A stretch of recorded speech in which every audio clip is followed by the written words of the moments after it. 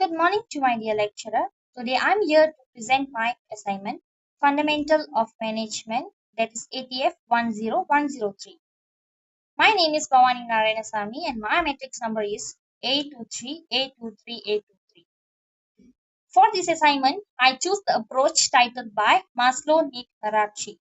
The next part is Introduction. In the introduction, I explain about the management. Management refers to the scope of functions carried out by the managers. These functions generally include planning, organizing, leading, and controlling. Such as activities are performed to accomplish goals to and with other employees is an effective balance. In my report, I explain more about the management, but in this slide, I summarize my introduction and give some key points, such as the development of plans, procedures, and objectives. The next one is acquiring people, material, equipment, capital, and methods to achieve them. The next one is leading and encouraging employees. The next one is overseeing and evaluating their operation. And the last one is ensuring the satisfaction of all stakeholders. And I'm moving to the next slide, 1.0, Abraham Maslow, and explain about the approach. Maslow's hierarchy of need is renowned by psychological theory introduced by Abraham Maslow.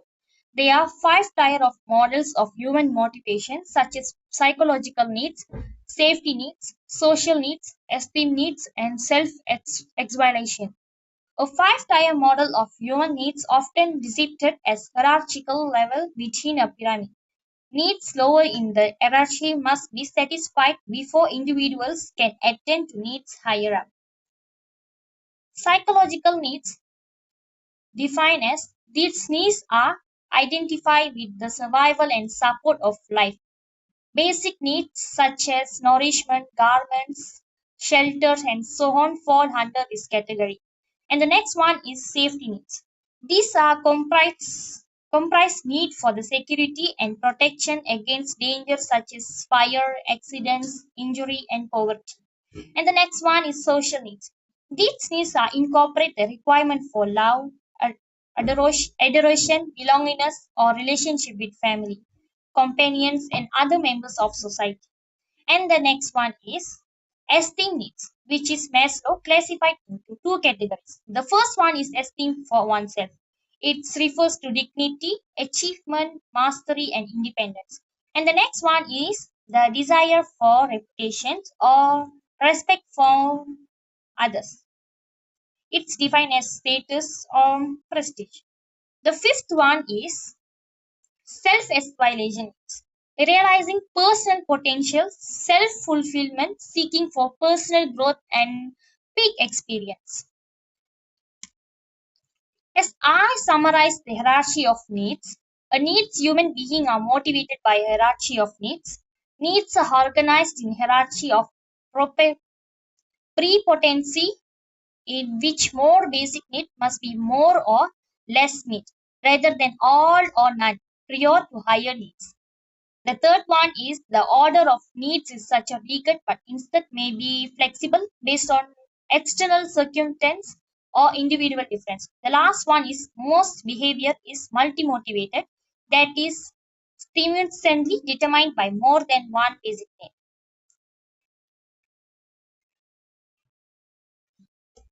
Maslow's 1943 and 1954 five stages model has been expanded to include a seven-stage model, has been expanded to cognitive and aesthetic needs, and later transcendence needs. As I would like to explain the cognitive needs, knowledge and understanding, curiosity, exploration, need for meaning and predictability. And the next one is aesthetic needs, appreciation and search for the beauty, balance, form, and etc. And for the last one is transcendence need. A person is motivated by values which transcend beyond the personal self. These changes to the original five-stage model and eight-stage model both developed in 1960s and 1970s. The next one is viewpoint or relevant example about the approach in today's context. Many modern companies incorporate Maslow's hierarchy of need into their organization strategy, emphasizing employee well-being and motivation, such as tech giants like Google and Microsoft. And I would like to explain about the companies, for example, Google.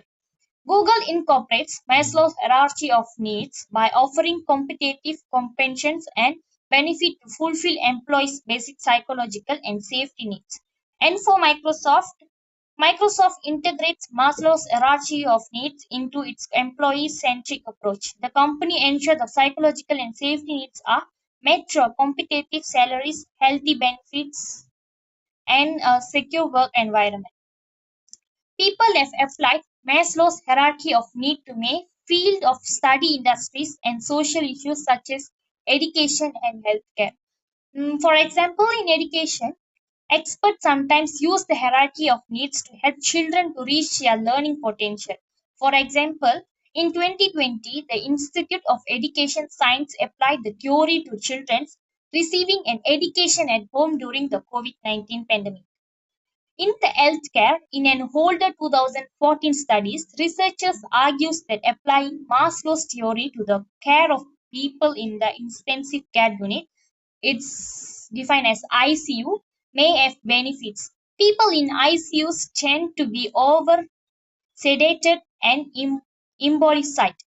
The authors contend that although these measures are necessary for a minority of patients. And now moving to the next part is our advantage of the approach. The first one is simple to understand.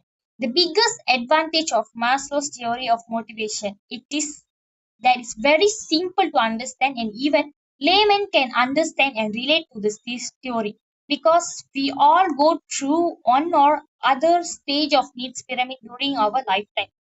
And the second one is take into account human nature. Another advantage of this theory give consideration to basic human nature that is demanding more as lower level needs are satisfied. And the other one is relevant in all fields. It is relevant in almost all fields of life because whether you are home or at office, you start with the basic need only. So at home, your first priority is doing necessary arrangements so that you get food daily. Then next comes security of your home and on security and food, except in taking care of your move to social affection. And now moving to the next slide is a disadvantage. There also have a disadvantage in this theory. And the first one is not all individuals think in the same way. The biggest disadvantage of this theory. Some individuals' social affection and respect is more important than safety needs, and that is the reason why on seems many people do grand ceremony of their children's birthday or marriages or purchasing expensive car in order to show off the society before buying insurance plan or family of purchasing a house for the family as they get more satisfaction for showing of the society and fulfilling safety needs of the family. And the second one is culture difference. Another limitation of the theory is that there are bound to be cultural differences when the theory is applied to the different nation as each nation or country has different culture. So, for example, in countries like USA, kids after certain age leave their home and parents do not have to worry about their kids' future, and kids also do not have to worry about their parents. Whereas in countries like India, where a joint family culture is prevalent, kids and parents both have to think about each other when they are fulfilling their needs. And the third one is difficult to measure. It's very difficult to measure the satisfaction which wants get after satisfying each level of needs as its subjective and nature because it's deal with human mind which cannot be predicted by any machines or method. Hence, some people will get satisfied even after fulfilling psychological and safety needs, while some people will not be satisfied by fulfilling all levels of need. And the end, I would like to explain about the conclusion. The first one is understanding human motivation. Maslow's hierarchy provides a comprehensive framework for comprehending the diverse needs that drive human behavior. And the second one is sequential progression. The pyramid structure illustrates that sequential progression from basic survival need to higher order to psychological and self-fulfillment needs. The third one is universal applicability. The theory's universality make it applicable across cultures and society, offering insight into human motivation globally. And the fourth one is individual variation, recognizing that individuals may prioritize their needs differently, emphasize and uniqueness of personal journeys towards self-actualization. And that's a final about my presentation. And I would like to ask my co-classmate that you have any question about my theory and my report.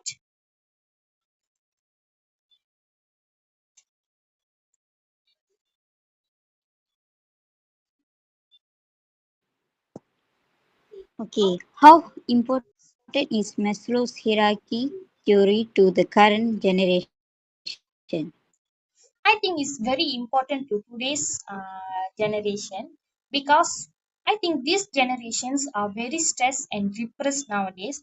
So I think they are easily get stressed by working in big companies, um, and I think the company should provide a story to overcome their stress and depression about the company because the instant of competition in today's working life puts the continuity of the organization need more performance and productivity in order to maintain continuity in ecology, and this causes pressure on the employees. So I think it's very important to provide this theory into the workplace. Yes. The next question. The next question I would like to ask, which advantage do you think that will be beneficial in the future? Suggest any company's name that has been practicing this theory. As I mentioned, the Google. The company is, as we all know, it's a very big company that's of lots of employees, and it's a bit little uh, pressure to work there. So I think it's very very important that Google is applying this theory for their employees. I think it's a very good idea that they are using this theory in their companies. And the next question. That's all. Thank you.